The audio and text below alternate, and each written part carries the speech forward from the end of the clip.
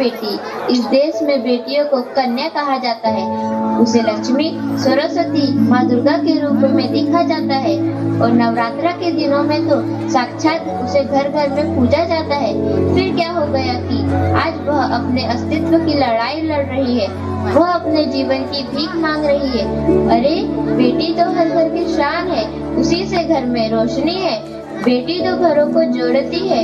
तो आइए बेटियों के सम्मान में हम एक नाटक प्रस्तुत करने जा रहे हैं। इसका शीर्षक है बेटी बचाओ बेटी पढ़ाओ। मीरा, ओ मीरा, तुमने मुन्ना को कहीं देखा क्या? पता नहीं सुबह सुबह कहाँ चला गया। अभी उसने कुछ खाया भी नहीं, दूध भी नहीं पिया और स्कूल जाने की तैयारी भी तो करनी है। नहीं माँ, मैंने तो मुन्ना को नहीं देखा। मैं तो सुबह से बर्तन ही धो रही हूँ। माँ, मुझे भी स्कूल जाना है।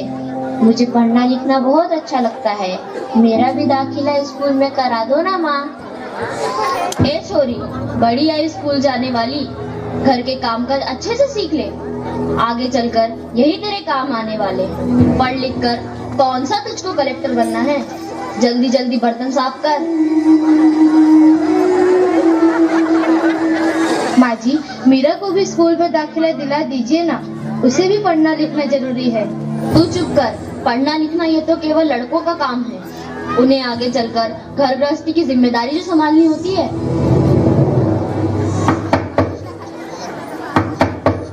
अरे क्या हो रहा है? कौन किसकी जवाबदारी संभाल रहा है? और हमारी मीरा बेटी क्यों रो रही है? देखिए ना डॉक्टर दीदी, दादी मुझे स्कूल ही जाने नहीं देती। कहती है तुझे पढ़ लिख कर क्या करना है, आगे चल के चूल्हा चौका ही तो संभालना है।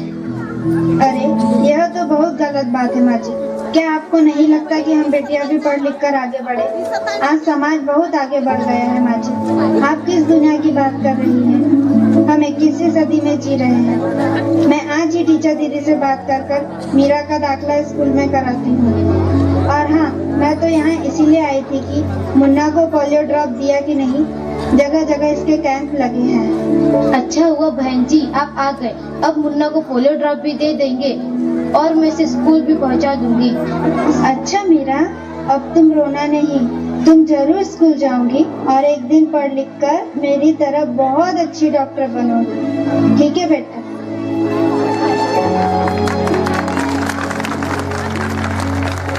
बहू, जरा एक गिलास पानी तो लाना। अभी लाई बाबूजी। ये लीजिए बाबूजी। अरे ये देखो, अखबार में प्यारी बेटी के बारे में कितनी सुंदर कविता आई है।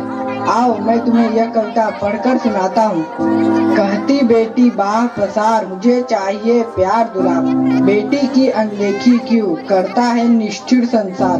सोचो जरा हमारे बिन बसा सकोगे घर परिवार।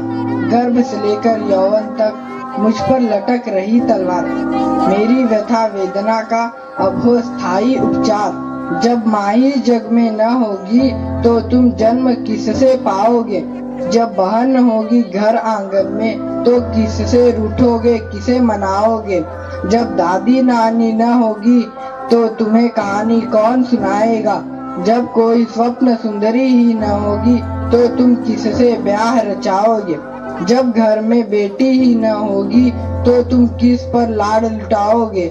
जिस दुनिया में स्त्री ही न होगी उस दुनिया में कैसे रह पाओगे। जब तेरे घर में बहू ही न होगी तो कैसे वंश आगे बढ़ाओगे। नारी के बिन जग सुना है, तुम ये बात कब समझ पाओगे। हाँ तो भाग्यवान, कैसी लगी यह कविता, है ना मजेदार? काहे की मजेदार कविता मुझे नहीं आई पसंद। अरे कोई घर में है क्या?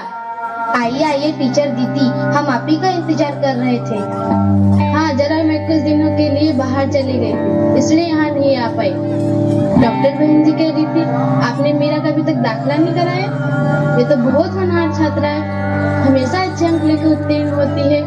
हाँ मैं भी तो यही चाहती हूँ कि मीरा स्कूल जाए, खूब पढ़े, पर मेरी यहाँ सुनता कौन है।